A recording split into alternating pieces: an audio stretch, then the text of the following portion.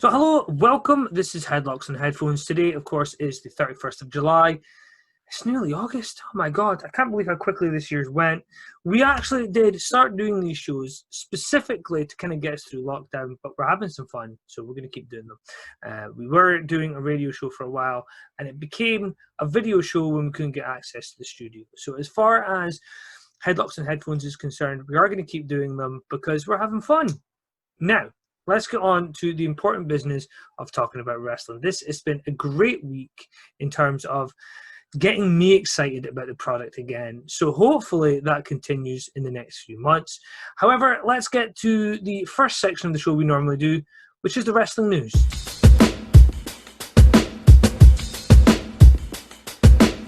Always a fun time in wrestling when you want to look at the wrestling news. Raka Khan, former TNA star, has actually had her trial pushed back to October the 30th. It was scheduled for next week, having been delayed from April because of COVID. These charges originated in August 2019. She was charged with aggravated kidnapping, and there was also interference with child custody.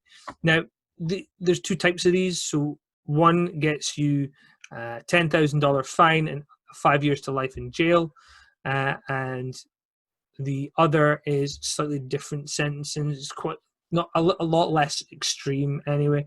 It's unclear what type of level they're going to be trying her at. She has, however, asked the judges to consider that it could be judicial prejudice, and it's a mess for Raka Khan. She is a former partner of Kurt Angle, if my memory serves me correctly. She is, of course, facing the potential of a fine and jail time if she's found guilty. It's interesting just now that we've kind of stepped away from wrestlers having a lot of the drug problems they used to have back in the day. But what we are also seeing is a very litigious nature in America. So we are seeing more and more court cases cropping up for wrestlers and people around them. And that's something that Jeff Jarrett has had. He sued Anthem, who are the owners of Impact, because they had misused the global wrestling brand. Wrestling was one of those things that I was kind of excited by, mainly because they were using the Von Erichs. I thought the company, Global Force Wrestling, had a chance to do something different. They were using baseball stadiums and had Jim Cornette involved, and the presentation was different to what we were seeing. And at a time where everything was the same, every set was the same, and every week looked the same, it was something different to watch. Never found a home, never really took off, but he did get back in touch with Impact Wrestling, and they kind of amalgamated, and the plan was to use that name going forward. As they were starting the streaming service, everything kind of kicked off. Jarrett ended up walking away, joining WWE. There was a lawsuit potentially for millions, and it looks like it's all been thrown out due to a mistrial. And it all stems from Jeff Jarrett's lawyers asking for damages, which we were told not to, and also for giving out information and false information during the trial. So there's quite a lot going on for Jeff Jarrett just now. Obviously, WWE, where he's employed, is going through quite a lot during COVID and continuing to work, which is obviously going to be stressful for everybody. But at least he doesn't have to deal with this court case anymore. Whether he wins or loses is probably not important to him anymore, because he's probably in a different place to when he started the case. So getting it away is probably a good thing. Now, talking about streaming for obviously Global Force Network, which was going to be how Impact was being broadcast in 2017, 2018, the WWE have delayed plans to put the indie networks onto the WWE network. Now, I did manage to get access to Mark Dallas last year before Christmas. I asked him directly about whether or not the WWE network were going to be adding ICW, and he said, listen, let me tell you, if they were, I'd be shouting it from the rooftops. So as far as he's concerned, it's not happening or it's not official. But his company's name has been mentioned in these stories. So the rumors are Evolve, which WWE have just acquired, Progress, Dragon's Gate, WXW, and various other companies would be added to a new $14.99 tier of the WWE network, which I think if it was all the archive shows for these guys would be great. I think in reality, we wouldn't see the entire library added. We'd see what ICW have done with their on-demand network, where they have some content from high spots, but it's almost like on a revolving basis. So every month there's something new, and some stuff go off, some stuff go on. It's kind of, I don't think we would see the entire library for all these companies being added. I just don't think it's something the network could sustain. But it's kind of interesting to see the WWE want to put these other companies out there, because it gives you a chance to see talent, particularly in the archive stuff. You get to see the entire run of Drew McIntyre when he's Drew Galloway in ICW. That would be huge, because that's where you get to see him rebuild. I would love to see that stuff again, because I've seen quite a lot of it, and I'm going to out myself here. I'll be honest, most of it wasn't legally, but it would be great to be able to watch it again and actually support the company that is behind it. Now, talking of supporting the company, WWE actually did a conference call where Vince McMahon talked about the performance of the company. Now, obviously, finances are slightly different for the company. They don't have live gates. There are costs involved in that, but they also were potentially losing money from house shows. So there's some crossover where perhaps they're losing some here, also saving some in other places. Vince McMahon joined the call and said they had strong results in a difficult environment, and they had viewership records up 20% for WrestleMania from the previous year. Free viewership launch of the network achieved a 6% increase in quarterly network viewership for the first time in 2 years. There was also the addition of content like The Last Ride with The Undertaker, Total Bellas, and how production moved to the Performance Center, saying that the drop in Raw and SmackDown viewership, which is 19% for Raw, 15% for SmackDown, does reflect the importance of live audiences. He says Raw has been ranked as the highest and third highest shows on the USA Network, and highlights the rise of views on digital platforms. He estimates it would have been about 25% higher if they didn't geo-block due to certain agreements.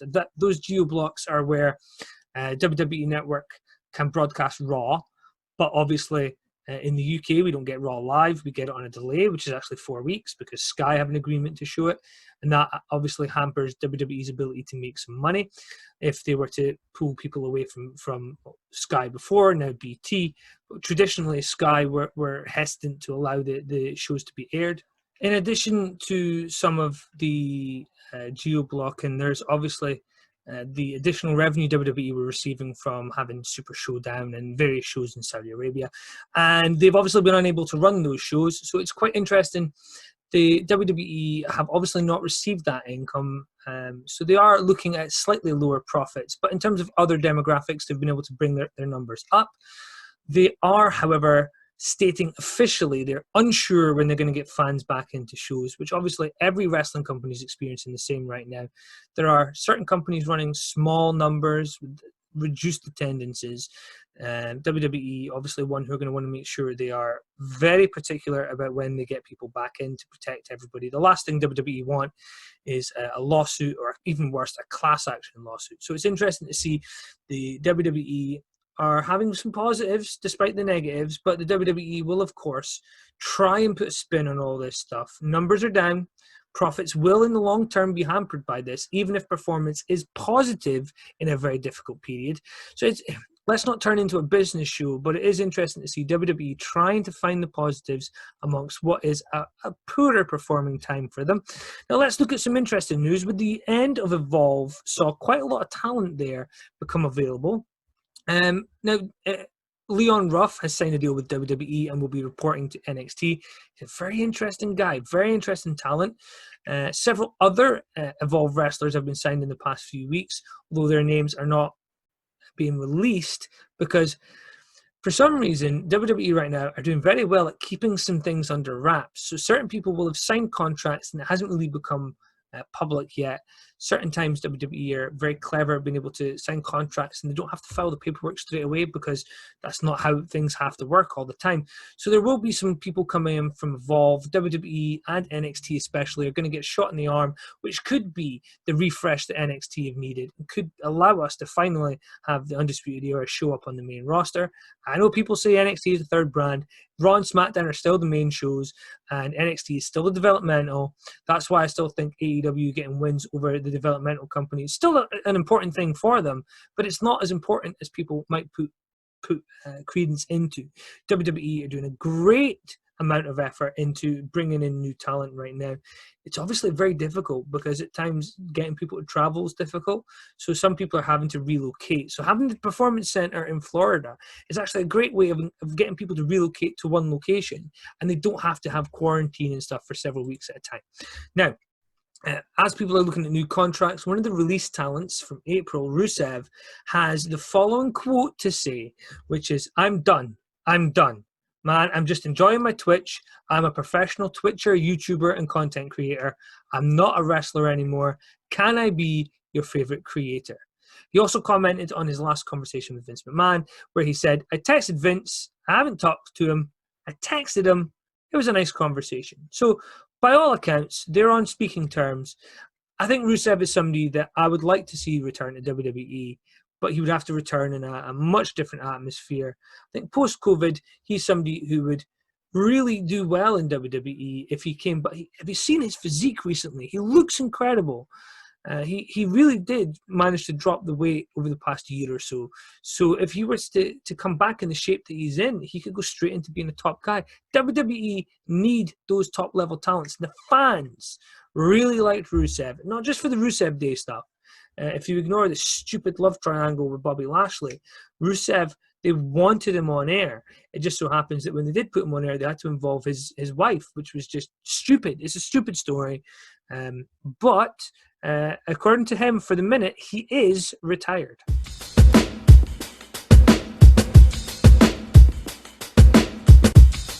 So I realize it's actually been a couple of weeks since we discussed what's been happening on the wrestling shows. So how active have you been keeping with WWE? Because I know you're keeping up with AEW, and I know you're kind of glancing a little bit at NXT and seeing what's happening. So are you keeping up with SmackDown and Raw just now? I've been kind of watching the highlights. I'll be honest, Raw's a little too long for me, so I skipped through like quite a bit of it. Especially, I think after the pay-per-view where Ray lost his eye, I've kind of been a bit disheartened by the product and the creative behind it.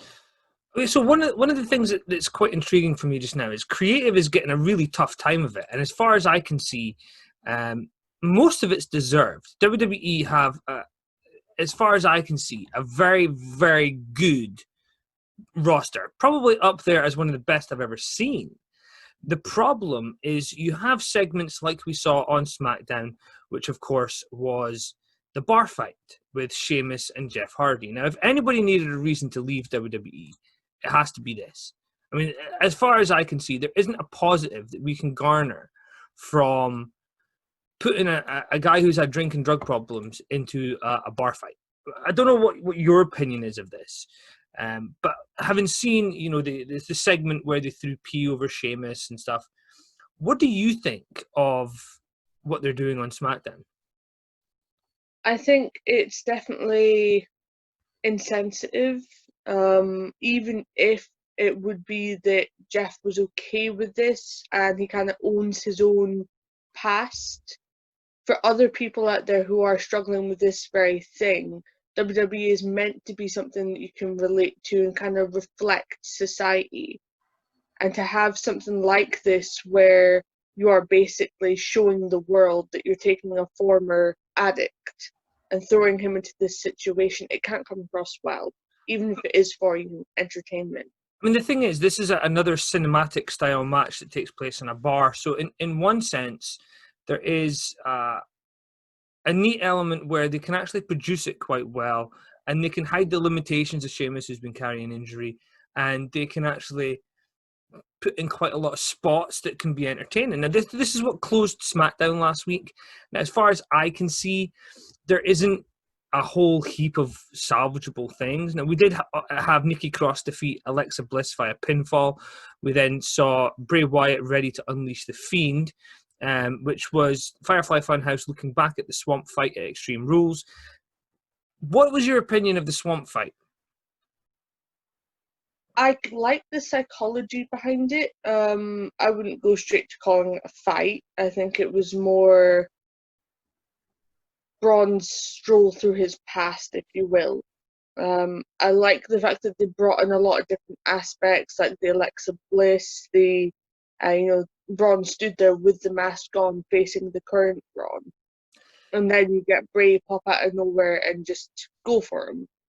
It's kind of like, demons come back to haunt you type thing. Well, one of the But I things, wouldn't call it a wrestling match. one of the things that you're seeing from a lot of people within wrestling is this very mixed line of some people really like the creativity and others disliked it and saw it as hokey and something that's just going to be laughed at. I can see both sides. As far as I'm concerned, WWE have done a great job with some of the cinematic matches. The Bray Wyatt one likely isn't one of the great ones, but it has led to Bray Wyatt's split personalities almost working against each other. And that was what happened on SmackDown. The head, which is the lantern, which symbolizes the old version of Bray Wyatt, began to hear whispers in his head Bray began to hear whispers from the lantern. Now, the current iteration of Wyatt angrily told his old form he's not letting him out again and that he had his chance. So there is this, which side is good and which side is evil kind of argument here. And perhaps the storytelling from the swamp fight won't make sense until down the line. This is perhaps designed to further Braun Strowman by allowing him to be that dark heel that we actually really wanted. I mean, you've met Braun Strowman. What did you think when you met Braun Strowman, when you combined him to the character he was portraying on TV, where he was wrestling with kids at WrestleMania? The man is very clever. I think the fact that he downplays his accent is impressive. He has a very, very thick Southern accent. And he's genuinely a very nice guy. He can talk. I remember when he first debuted that when they started giving him the mic, I was saying to you, well, why are they giving him the microphone? I don't understand. They're limiting him so much. But if they let him be more of himself and altered his gimmick slightly, I think he would get over very well, based on what I've seen of him. Yeah, if we move on, because I think talking about this storyline just now, I don't think we know exactly where it's going. I think there's a lot still to come. I think the fact that Braun Strowman's not on TV as the champion, hopefully they have something planned. I would like to see him come back as a heel. I'd love to see him start going through the babyface locker room, taking them out one by one, leading to him being defeated by somebody down the line. But let's move on. Naomi was a guest on Miz TV. Now, Naomi Deserves Better was trending on Twitter last week. Now, we just discussed Naomi yesterday because of something that happened on AEW. And I was saying that I still don't think Naomi is the worker that some people think she is. I think she's still at times sloppy, but not sloppy in a dangerous sense. She's not hurting people. I believe that she's sloppy in the sense that sometimes her stuff just doesn't look great. And I think for me, that's a problem. Some people think that, if you like a character, they should just be on TV. I think the fact that she is still a little bit sloppy is perhaps hampering her from being on TV every week. I certainly think she's one of those wrestlers where it depends on who she's on with. When she has matches with Natalya, when she has matches with Charlotte, she comes across very well. But like we were talking about yesterday, that could be the fact that it's who she's with that's elevating her and able to kind of lead the match. It's not to say that she's a bad wrestler, and certainly being married to an Uso will definitely help her. And she's come a long way from where she first was, which was basically, just dancing around as a Funkadactyl. I mean, this is the thing. Obviously, the Funkadactyls will become more of the show in a few minutes. But The Miz and Morrison on Miz TV actually brought out Lacey Evans, who Naomi is feuding with. As far as I'm concerned, Lacey Evans is now a heel because she's feuding with Naomi. I don't get that.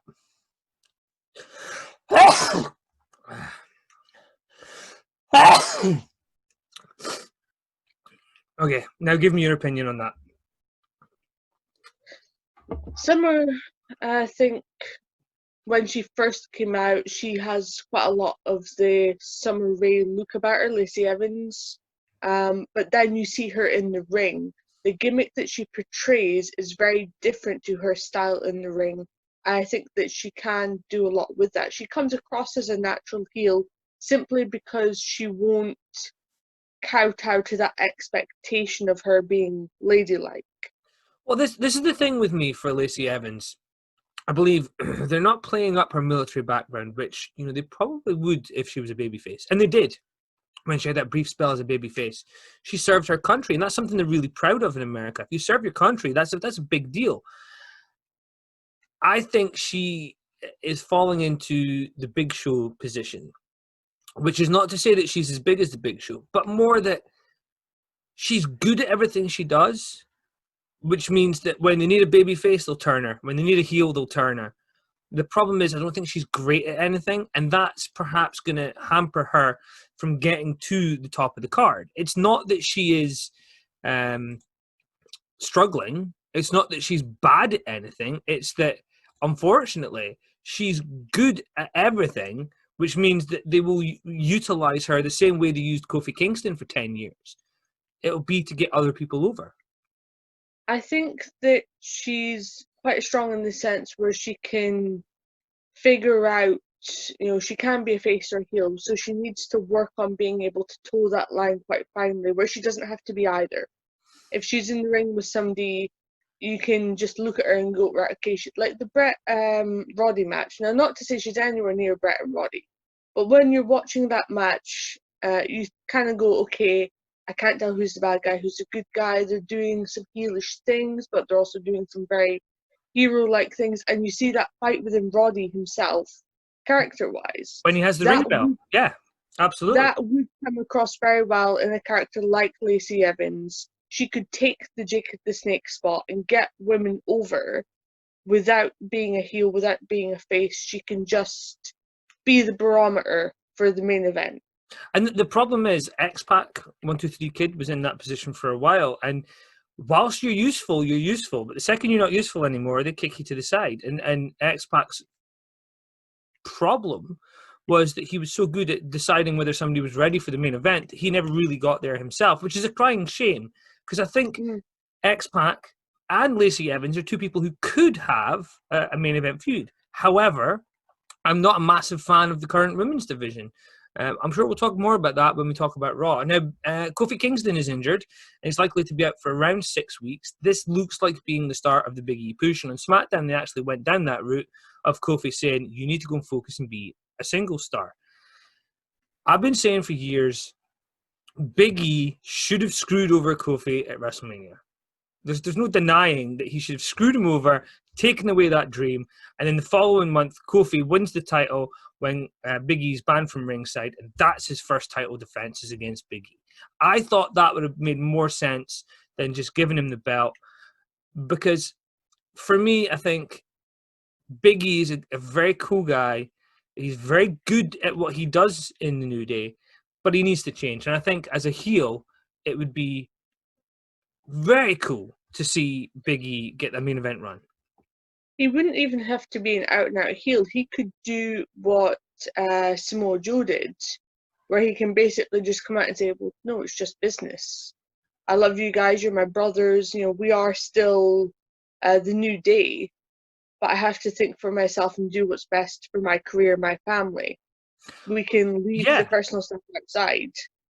And the thing is, they can be, brothers fight. That's the thing. As you know from friendships that I've had, you can fight.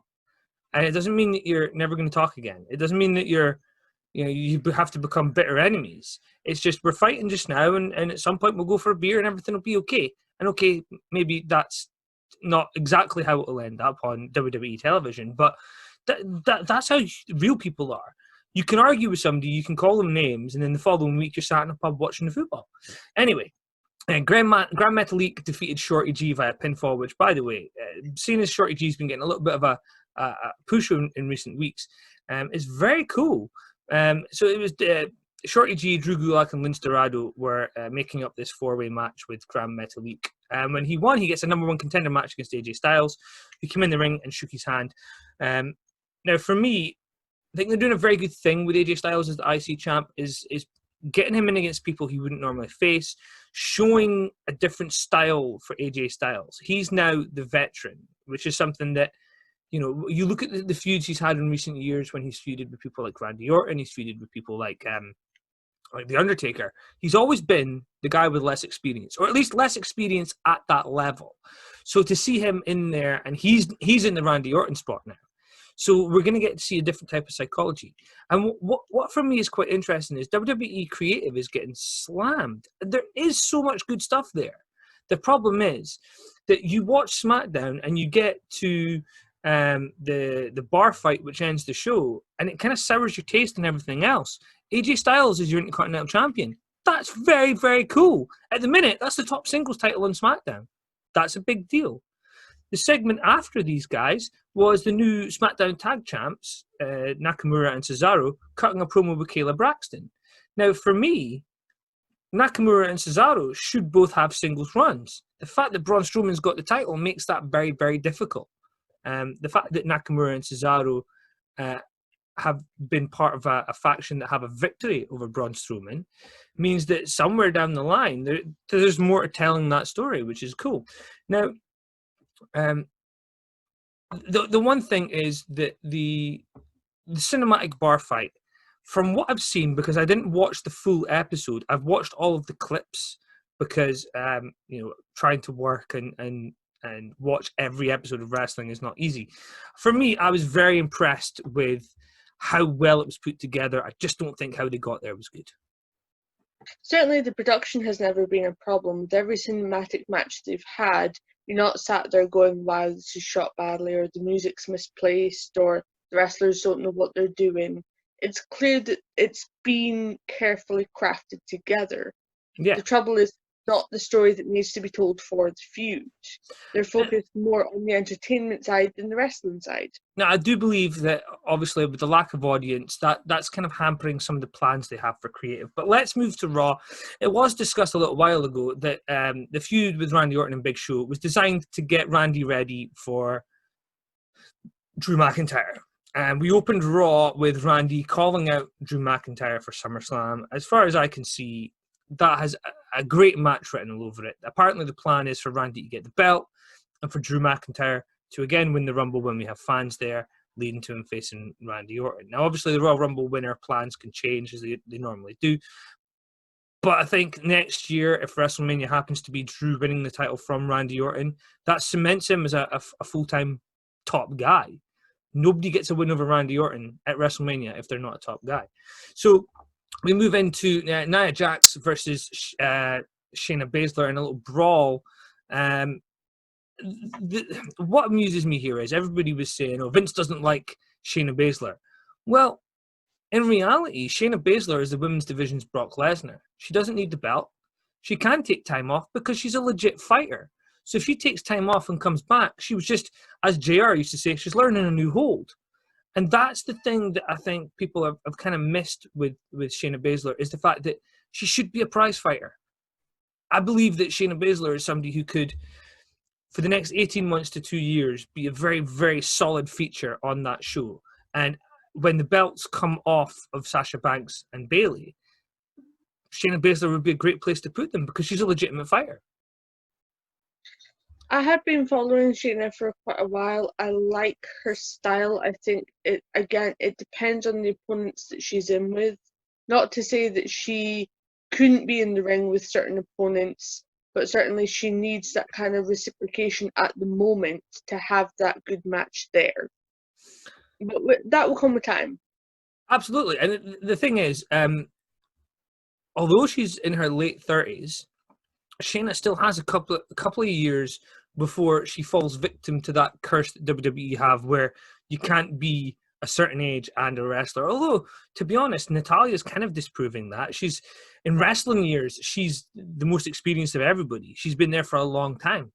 And normally, the women have a 2 or 3 year shelf life. So knowing that WWE still sometimes have that, Summer Rae and various others have only lasted a little while. Shayna Baszler's been there for a while. Asuka's been there for a while. There's several of them that have actually been around for a long time.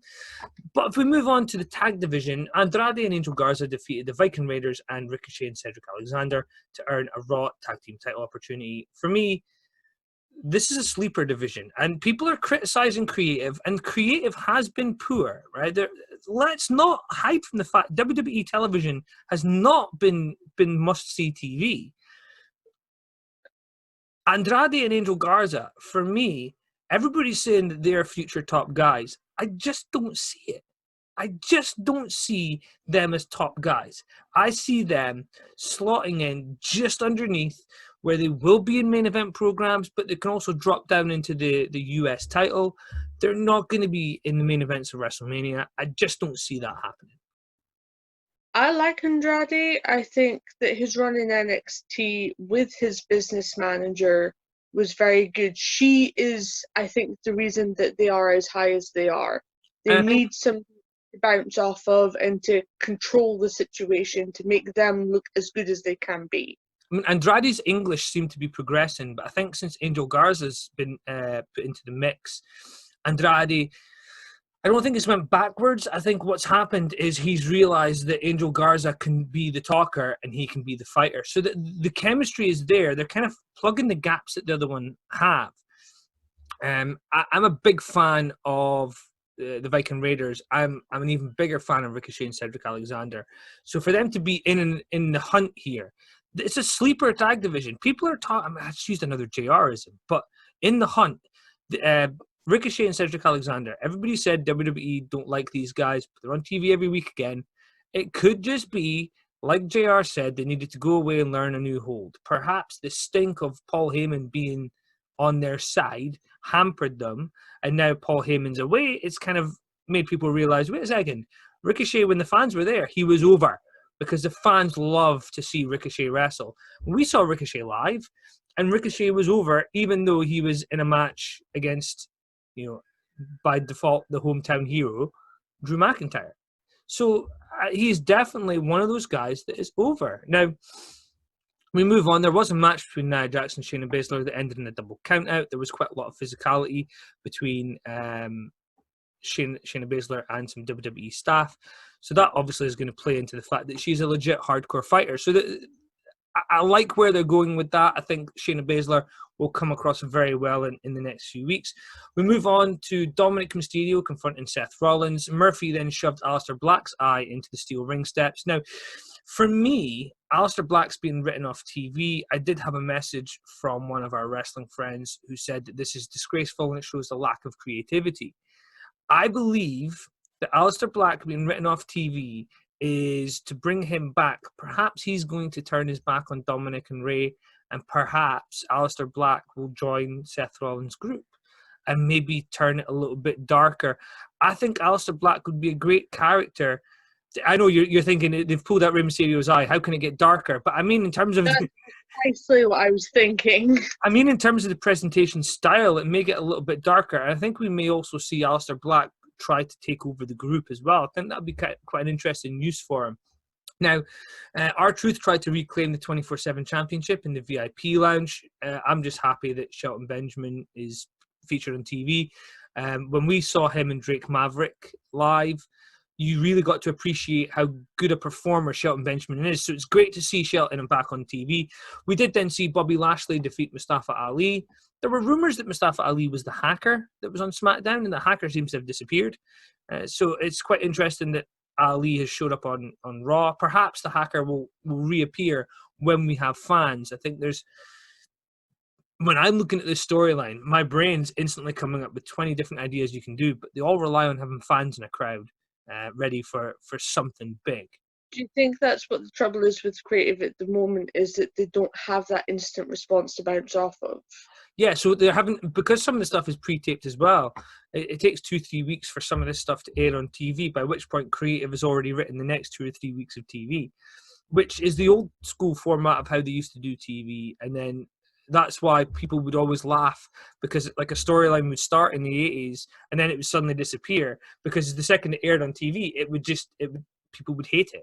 But let's talk about something else that we hated, which was Sasha Banks defeating Asuka for the Raw Women's Championship. When it comes to Sasha Banks and Asuka, you weren't overly excited when you heard that Asuka had lost the belt. What do you think now that you've actually seen the segment? Do you know what? You're quite right. When I first heard it, I thought, I was furious. I was like, why have they taken the belt off Asuka? This is ridiculous. Not only is Asuka one of my favourites, Sasha's one of the ones that I really just don't like. Not personally, but the character, I can't get behind it. But when you actually see the clip, you realise that Asuka's human. I know that sounds funny to say, but she comes across as this big badass that's just going to knock anybody out of her way. But to know that she would give that title up to help Kairi Sane, even though Kairi Sane would have never expected it. Like realistically, if your best friend's stuck in this unwinnable situation, you kind of just take your punches and hope for the best. Yeah, I mean, I'm a massive fan of how they did it, even if I'm not a fan of the fact that Sasha Banks has the belt. So, unfortunately, we're both fans of Kairi Sane. So when we heard a few weeks ago that she was retiring, we kind of disliked the fact that she was leaving because she's been a really good part of TV. I think she's homesick. She misses her husband. So to hear that she's been allowed to leave and go back to Japan, great for her. Not so great for us who are fans of her. But this was her last appearance. So she went out and she was a big part of the main women's storyline on Raw. So for me, I think it came across well. It came across a lot better than it does if you just read it. So when you watch it, it does come across well, and you get to see that she, Asuka, pronouns pal, she cares about her friends. So obviously, now that Kairi Sane's left, we may see a slightly different version of Asuka. And for me, you would evolve the character. You would have something change. But again, like the Braun Strowman one, this is something where she was so undestroyable at one point in NXT that the second she lost to Charlotte, all of that momentum went, and then it was so difficult to build her back up. So this is not a massive fall like it was with Charlotte. So let's see where the character goes. I'm kind of intrigued by it. Now, Murphy defeated Humberto Carrillo. I'm a massive fan of Murphy. I think he needs to break out from this group, and he needs to go on a singles run. The problem is you would want to put the US title on him, and I believe the US title is, at the minute, stuck within that little circle of MVP. So it's kind of interesting to see where that's going to go. I think Murphy will soon break out from there. They've been teasing little bits of tension here and there. This is where we get to the rematch from Extreme Rules, the horror show, Drew McIntyre versus Dolph Ziggler, which is an Extreme Rules match. So Drew gets to use weapons and stuff, which is great. Now, Drew won the match, and we had a visitor when we were watching this, and what was quite funny was the second he saw Randy Orton RKO Drew McIntyre, his instant response was, out of nowhere! So it was kind of cool to see that even a casual fan gets that Randy Orton's a big deal. And seeing him kind of set up this feud almost in one night, for me, it was very entertaining. I don't know how you felt about Randy Orton getting put into the main event program. I didn't see it coming. That is, as daft as it sounds, because I know that Orton's kind of been teasing it from the shadows for a while. But I legitimately did not see Orton just RKOing him out of nowhere. And when he did, and he stood up and he basically just said, well, I told you, keep an eye out. And it makes sense for someone like Drew to be elevated in that way. I still don't want him to lose the belt. I think that would be sad, but that's just my heartbreak that there are no lengthy title reigns anymore. Well, here's the thing, right? For me, Drew McIntyre, like me, is a Rangers fan. And I'm wearing this top because Rangers are playing on Saturday in the first game of the new season. I think it would be quite interesting if we were to see Rangers and Drew McIntyre celebrating glory next April. Now, I know it's wishful thinking on both of our parts, but I would love to see it. Now, let's quickly gloss through what happened on NXT because I actually want to talk about Impact, something which we haven't done before in this show, but honestly, I mentioned it last week. I'm very excited about what's happening in Impact Wrestling. So NXT had Io Shirai, the NXT Women's Champion, and Tegan Nox defeating Candice LeRae and Dakota Kai. The women's division in NXT is really stacked because underneath them you also have Rhea Ripley, who for me is probably the best female in WWE. I would have said Becky Lynch. I've liked Becky Lynch since she was the goofy little girl working in Shimmer. So I think Rhea Ripley is next in line to be the big star. The fact that she had the story with Charlotte at WrestleMania, there's still a lot more to come from her, even at the NXT level. But that was a great match to open the show. Johnny Gargano defeated Roderick Strong. We had Mercedes Martinez defeat Shotzi Blackheart. big fan of Mercedes Martinez. She's been around for a few years, but she's somebody who can really wrestle. Keith Lee called out Karrion Kross, and it was Cameron Grimes who picked his opportunity to step up to the Limitless one. And he felt Keith Lee's wrath and got his ass kicked. Now, NXT Tag Team Champions Imperium defeated Everrise. And then we had Isaiah Swerve Scott defeat Jake Atlas. Isaiah Swerve Scott is a great talent. He's a guy who's over 6 foot tall. He's athletic, big build. He's somebody WWE can build as a main eventer going forward. He just needs time. So NXT are in great hands, especially when you look and you see Dexter Lumis defeated Timothy Thatcher and Finn Balor in a triple threat match. I know, as soon as I said that, you was like, wow. Is it one of those ones where Finn didn't actually lose, like he wasn't pinned, or was it Finn that got the pinned?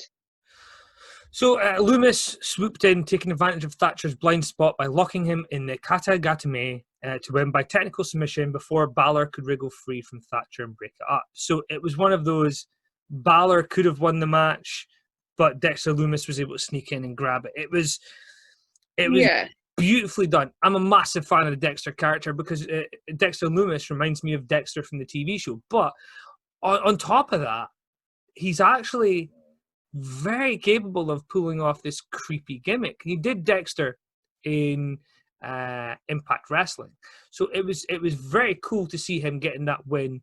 And yeah, it wasn't Finn Balor that took the L, but for me, I'm very happy to see Dexter Lumis added to the North American title ladder match. It is a problem for NXT right now in that obviously they just had to strip Keith Lee of the North American title because he's got the big belt, but they have so many guys that could step in and take that second strap that they actually have a problem of not that there's somebody who looks like they could be that guy, but unfortunately they have about 8 people who could realistically win that belt, and nobody would go, nah, he doesn't deserve it. You know, Timothy Thatcher and Finn Balor in that match, both if they had been added to the match at TakeOver 30 and won, nobody would be angry. So it's one of those really cool situations to be in where you have so many good guys. Now, we're going to talk with you about AEW, and then I'm going to end on Impact Wrestling because we've not talked about Impact Wrestling TV on this show. So it'd be kind of cool for us to talk about it. So let's hear what happened this week on AEW. There were some debuts, there were some interesting matches, and there was some great promos, wasn't there? Yeah, I enjoyed AEW this week, not in the same way that I enjoy some other shows, in the sense that it wasn't completely terrible. We've always said AEW have some great wrestling, some great talent, but there's no bigger picture with the show, which I think is what it's really lacking. The Best Friends, Orange Cassidy, Luchasaurus, and Jungle Boy defeated Jericho, Hager, Santana, Ortiz, and Guevara, a 10-man tag. There was quite a lot of high dives in this match, some solid inner circle teamwork. You know, there was this one point where one of them was in the corner and they're basically just tagging in and out and beating the bejesus out of somebody. You know, the match it's almost like showing off when you do stuff like that in a match. You're almost kind of getting one over on them. It's clear that group have that chemistry there, which is a really good thing to see. Luchasaurus finally got into the match, which we were kind of begging for from the start, and cleared the ring. And then it was him and Guevara that were basically doing the back and forth right until the end. But then Jeff Hardy's music played, and that was the distraction. Matt Hardy, you mean? Matt Hardy, of course. It'd be very cool. It'd be very cool if Jeff Hardy's music played. Yeah. 2 different brands. You know, I get confused with the brothers. But yeah, Matt Hardy's music played, and he knocked Guevara off the top, and that gave Luchasaurus the win for the whole team. Unfortunately, they didn't do that much with Jungle Boy in this match, but that said, with 10 people there, what can you really expect? I dislike these kind of matches because somebody does get lost in the shuffle. So for me, Jungle Boy is the one out of all of them that I think could have the longest run. I think Luchasaurus has the potential to be the biggest star quickest. Sammy Guevara has the opportunity to have a very long career, but I don't think he'll ever reach the top level, he'll kind of slot into that Andrade slot I was talking about, where he will flirt with the main event, but he will kind of be in and around the hunt.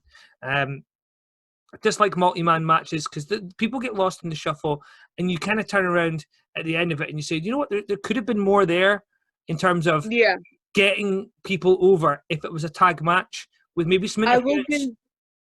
I will give Jericho credit. He did let all of his guys get at least one decent spot in. It's not as if he was just the leader and therefore everybody crowded around him. There was some evened out chemistry there, which was great.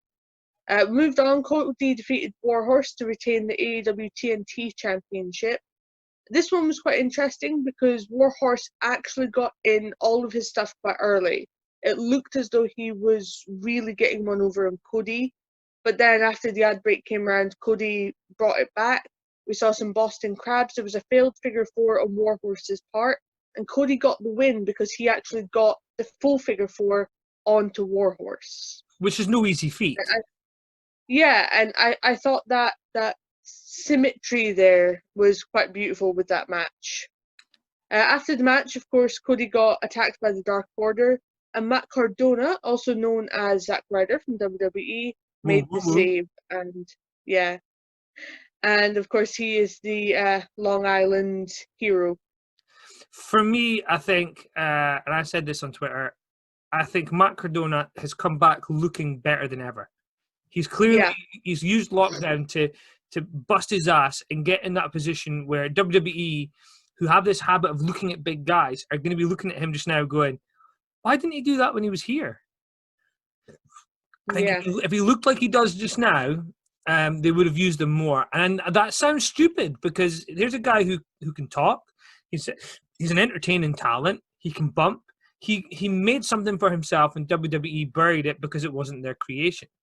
Hopefully, he has something in the wings creatively for what's going to happen, because his tag partner from WWE, Brian Myers, is actually in Impact. So hopefully we're going to talk about him a little bit when I talk about Impact. Mm-hmm. Well, speaking of the Dark Order, Omega and Page beat Stu Grayson and Evil Uno. The most impressive thing about this match, I really think, was the fact that Page took a ring post face first, and it did look really brutal. There was a cool spot where was it the Dark Order? Yeah, it was the Dark Order where one basically did a roll and dive like Kevin Owens, but the other one did a dive off the top rope, and they both did it together. Yeah. So if it was mistimed by a second, there's a lot of injuries there that could happen. So, I mean, I've never denied these guys are talented in the ring. The problem for me is the storytelling. And I think Kenny Omega has this habit of going from being physically fit to dead and then back to 100% again really quickly. And he seems to forget that selling is something that needs to happen. Again, the teamwork in this match was very good. It's clear that although we don't like the Dark Order character, those guys know what they're doing.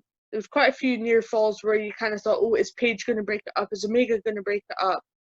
And it was actually, in the end, the combination between Omega and Page, their V-Trigger last call combo, that got the win for them. So it was kind of as though the match was saying, do you know what? You guys can't face us individually. Get your stuff together and then actually beat us. So what else happened on AEW this week? Well, we moved on to the Hikaru Shida retained her belt against Diamante. Is that the way to pronounce that? I'm not 100% sure, so, but that's the way I'm going with it. What was interesting about this match is Shida went to put her hand out at the start of the match, as kind of a thank you for being here, let's have a good match. And Diamante refused. And then Shida beat the monkeys out of her. This is the one I was telling you about where there was the running knee on the barricades. Shida actually hung Diamante off the barricade and then just kicked her full force in the face. Which I thought was a little scary, but the fact that it's Shida's finishing move means that she will have done this 100 times and know how to do it safely. I mean, Bret Hart always said the art is in being able to kick somebody in the face full force and not leave a mark. So there's a lot of people out there that are capable of making things look brutal without actually hurting people. So Yeah. There was the announcement for the Tag Women's Cup, which I'm not really a fan of. Can't book a Where women's it's division. Let's bring in like 100 female wrestlers and book them all into the toilet. That's what's going to happen. But do you know how they're doing it? It's a tag What they've tournament, right? announced. Yeah, but what they've announced is that the tag partners are drawing colours. You're not going to be tagging with the person you would actually tag with in terms of a tag team. You pick a colour, somebody else picks a colour, and that's your tag team. Sounds very, very much like the Lethal Lottery, the Battle Bowl type thing that WCW used to do, which was great. We then move on to the MJF State of Address, which I really like. I have grown to like MJF quite a lot. He's an asshole. Certainly. MJF is an asshole. I mean, Absolutely. he's somebody that lives the gimmick, and he's never gonna. If he gets pulled up for calling somebody a derogatory word, he's not going to apologize for it, and because it would destroy the whole thing. It's based on the fact that you can't make up your mind. Is he an asshole or is he just really that good? And I think he's just an asshole. That's what I really like about him. So I mean, we liked Matt Riddle for the same reason. You know, he's a frat boy. He comes out, he wrestles in his bare feet, and then he goes partying. And he does those web chats online where he just says what he thinks. Yeah. And he doesn't even have to say things. He doesn't even have to say things he really thinks. Sometimes he can say things just to rile up the big bald dude.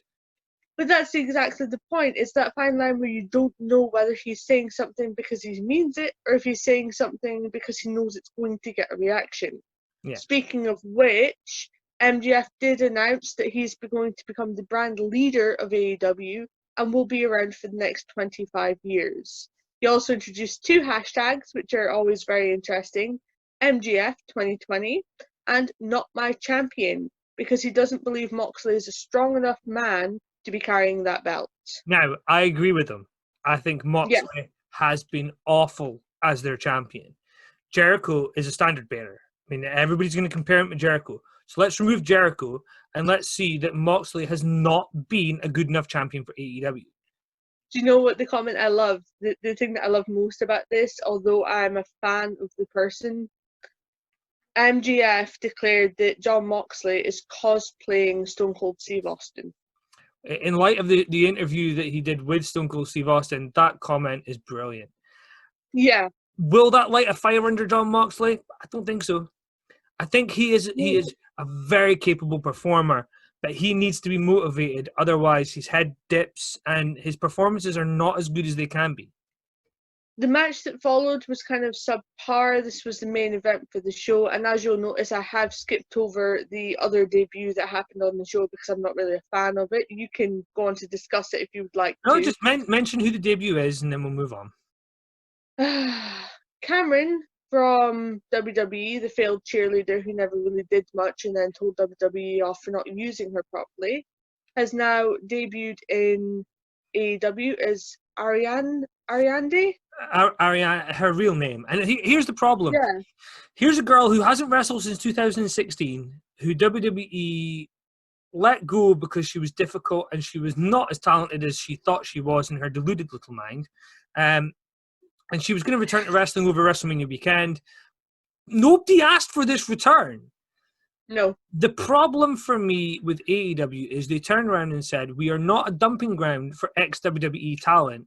And then they hire X amount of ex-WWE talent and kind of defeat the purpose. The biggest stars AEW have are not going to be a failed person from the women's division in WWE. It's not going to be Mark Cardona. As much as I like him and I think he will benefit from being in AEW, he should not be coming in as their top guy. They already have MJF. They already have Luchasaurus. They already have Jungle Boy. Build them. Don't just supplement with more talent, because what you have is the same thing WCW went through, where you have all these guys on the roster. How do you use them? And for me, the problem AEW are having is not that their creative is horrible.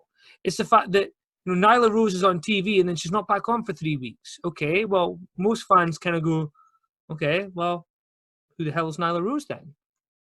You have talent that nobody's heard of unless they're internet fans. and you try and put them over as being big stars. And the problem is the ratings don't show that. Yet when you look at the ratings, when they put the talent in that people want to see, and AEW get near enough 1 million viewers. In fact, at one point, over 1 million viewers. AEW have talent people want to see. They rely on putting in talent that the talent want to see. That's a problem. I think if you're starting a wrestling company, you want to put on the talent that fans want to see, not the talent that you want to see. That's just an opinion. I don't know what she can bring to the women's brand. She didn't do much in WWE, and some people might say it's because WWE never gave her much to do. But they're a money-making machine. If you can make them money, you would be on their show. You were on TV every week. She was on TV on Raw every single week. She did not move ratings. Why? Because she offered nothing. So was that the last thing on AEW, or are you moving to the main event? The main event that I'm going to circle back to now that we've got our Cameron rant out the way was Moxley and Allen, who defeated Starks and Cage in a no DQ tornado tag match.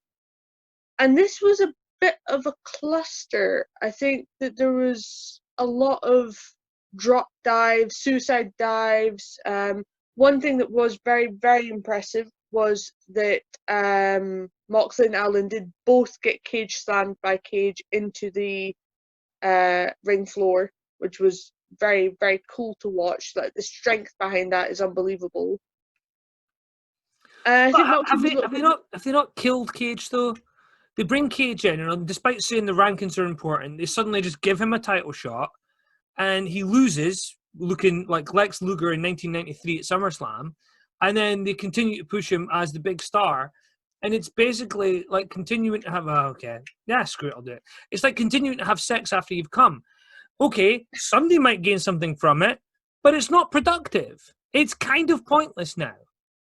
At least you thought that comment through. That's all I can really say. But it's Lex Luger from '93. The only way you could have truly built Brian Cage's momentum and made Taz look like a star as a manager is to put the title on Cage and have Moxley almost become that caged animal, and then for weeks and weeks and weeks just build him up and have him come back after Cage, and he gets the belt back, and Cage just has no idea what's coming for him. For me, it was a missed opportunity if you're going to push him and ignore the entire concept of your company. Sorry, but if it's meant to be about rankings, then you shouldn't just be able to come in and get a title shot. Seeing as Cody and the Young Bucks said, we're not going to be like WWE, you're going to have to earn your title shots. Apparently, you earn them by just saying, I want a title shot, and I'm going to beat you up if I don't get it. Because apparently, WWE doing that's wrong, AEW doing that is perfectly acceptable. Sorry, what were we saying? Other than the mindless violence during the match, I do know it's a no DQ, but they it's probably because Darby Allin was there, but they took it over the top. There were steel chairs, there was German suplexes, pile drivers, and there was a trash can at one point. Somebody just whipped out a trash can. I'm like, yeah, fuck it, let's just hit somebody with this. My issue with that is you compare AEW and NXT, right? Now, I know the NXT, I made the comment to you last week that NXT's creative in recent weeks has not been entertaining, right? But you look, and obviously everybody's shows are pre-taped. Now, it would be interesting to see who taped first, whether it was NXT or AEW. But if AEW taped first and they had this hardcore match in their main event, then that could have got back to WWE, and that made them turn around and say, do you know what, let's put on a great wrestling match, which they did, the triple threat match won by Dexter Lumis. Conversely, if AEW are looking at it and saying, well, do you know what, we know they've got a good match in their main event, let's put on something different to a good match. I'm not saying it's a bad match, but a gimmicked up match is not a good wrestling match. It's a gimmicked wrestling match. And the match ended with a man getting a skateboard out with thumbtacks and pinning another man onto those thumbtacks for the 1, 2, 3. Now, were his shoulders on the ring mat? Yeah. So he was leaning across the skateboard, but yeah, basically it was arched like this because he was pressed enough down onto the skateboard that these tacks were in his back.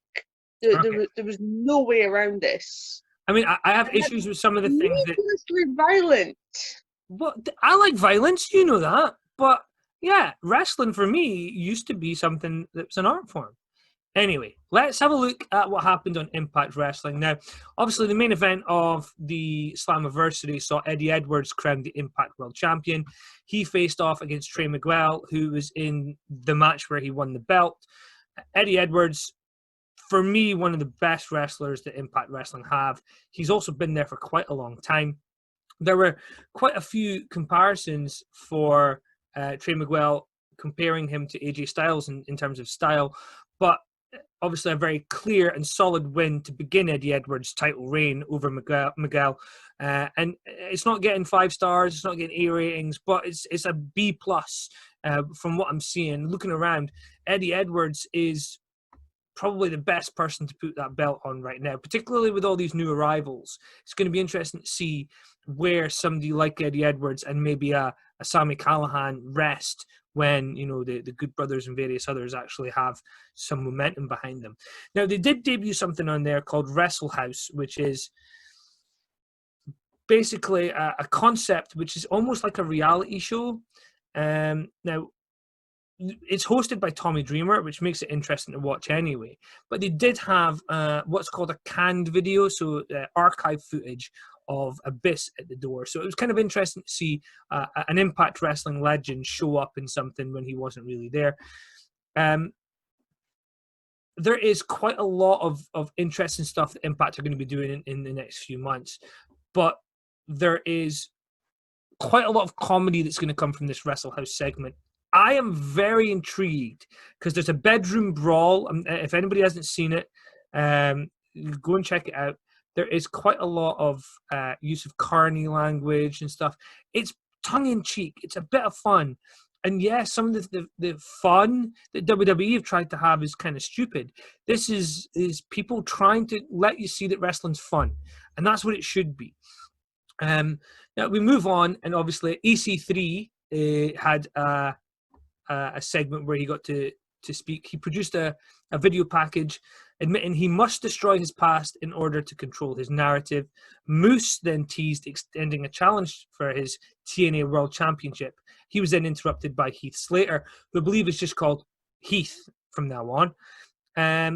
Now, Slater talked, I'm just going to call him Slater because, talked Moose into admitting there's no TNA Championship because obviously the TNA Championship was brought in when Tessa Blanchard walked away. So it's not really real. It's not recognized by the company. So it's an interesting idea that Moose is kind of using this belt anyway. So the idea here being that they're fighting over a belt that isn't really worth something, but because it's important to Moose, it's important to whoever challenges him because it gets that one over on a legitimate athlete. And he's a legitimate athlete. He's a former New England Patriot. Now we then move on to Purrazzo versus Kimber Lee. And it was a match that, again, shows the quality of the women's division that Impact have. And it seems to have come out of nowhere because I thought this was horrible. I thought their division was horrible. But when you look at it, it's quite a lot of really good stuff. There was a win for Purrazzo, and then obviously former women's champion Jordynne Grace appeared. Grace faked an arm injury, and then she unloaded on Purrazzo, sending the champions. Okay, so there's quite a lot in that segment. There was EC3, there was Moose, there was a women's segment. It was quite an interesting thing. Impact are trying to throw quite a lot out there. RVD's been on Impact, and RVD's had 2 girlfriends for a while. So the concept has been that he's a player. And his girlfriend, Katie Forbes, said that she was going to reveal her website and photos and stuff. Now, bear in mind, Impact actually were taking off one of their streaming platforms because of one of the segments RVD did. It apparently crossed several lines. So I'm intrigued. They're trying to push the button and see where they can go, see how much they can get away with. That's what wrestling should be doing. And they're not just showing tits for the sake of it. They're trying to show that they're trying to push the buttons of the networks. That should be something that people are intrigued by. We move beyond that. Rich Swann, who's been injured for a while, he was given a comment on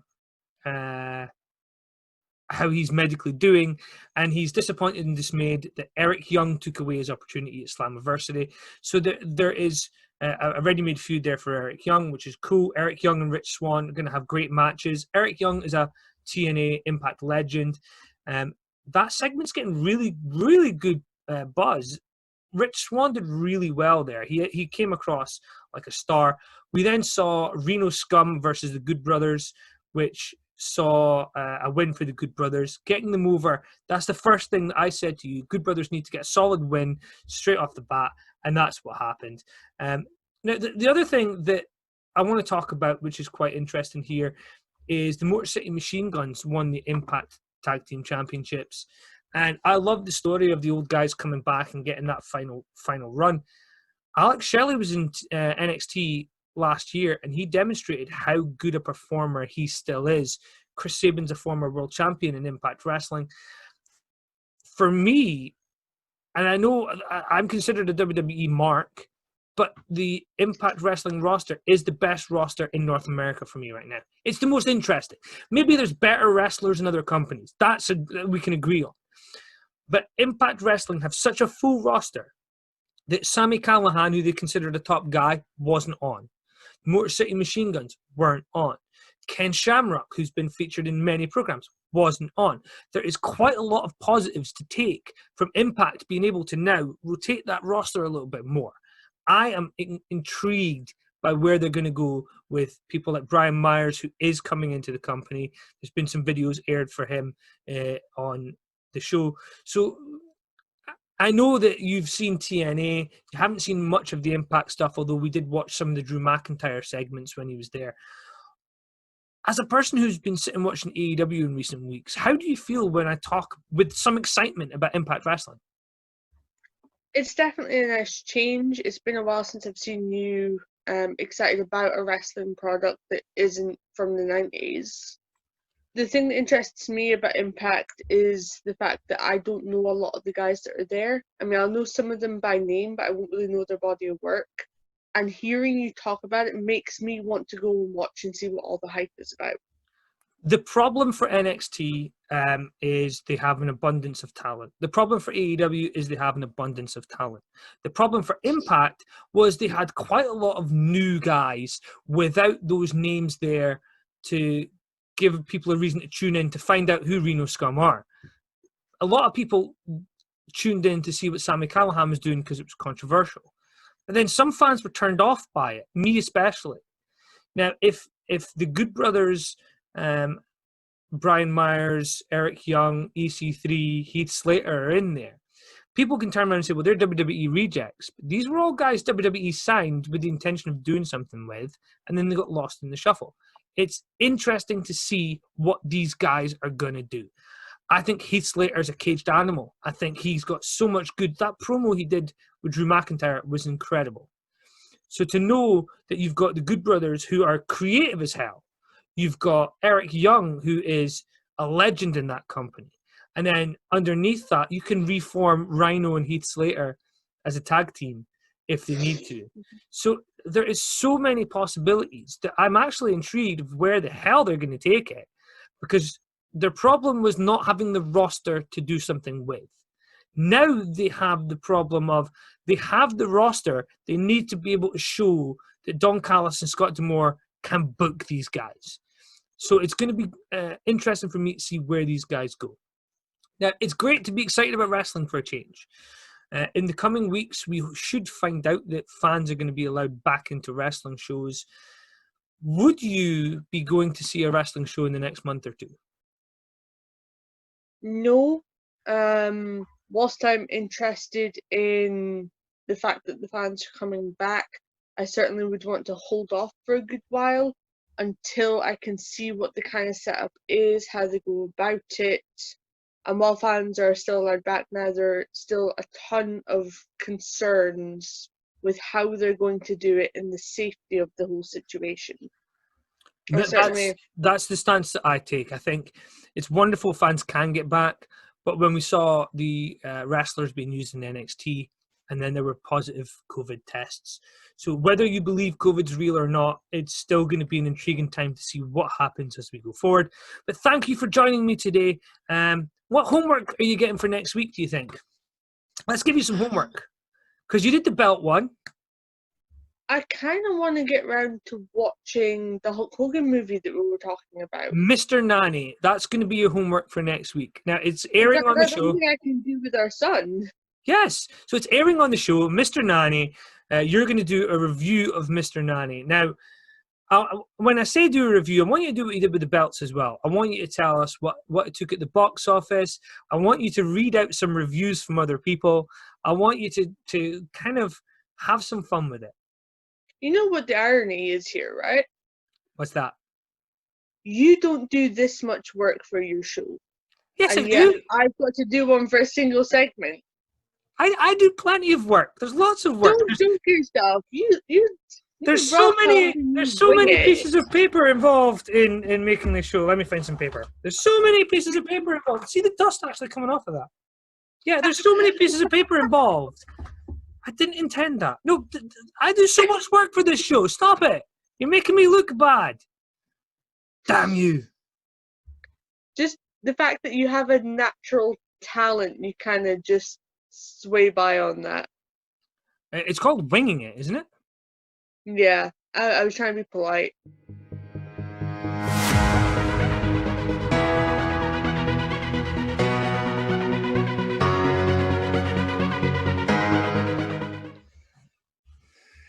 Okay, so last week I commented on something that was sent in by Stuart Murphy, and obviously less than happy. He brought my partner into it, Zoe Styles, who's also on today's show. But what I think is more important than that is there were some accusations made about being a criminal for airing a video that was sent to me, and as far as I was aware, was meant to be fun. Now, having pushed him to post videos for us, he wasn't doing so. And of course, that led to things escalating on JJ Andrews' side. And in light of the fact that last week I kind of called him out, he's decided to give us another video for this week. Now, it's a little bit different to what he's been doing, but hopefully when you watch it, you'll understand what he's trying to say. He seems to be kind of dodging my comments and discusses JJ and then moves on to something else, which would appear to be an announcement about CWF. If you don't know what CWF is, it is, of course, this right here, which is, according to him, the wrestling company that he is running in Scotland. So, as far as I'm concerned, I have nothing to do with the comments that he's saying. Well, let's go to them and give him his chance to say what he wants to say.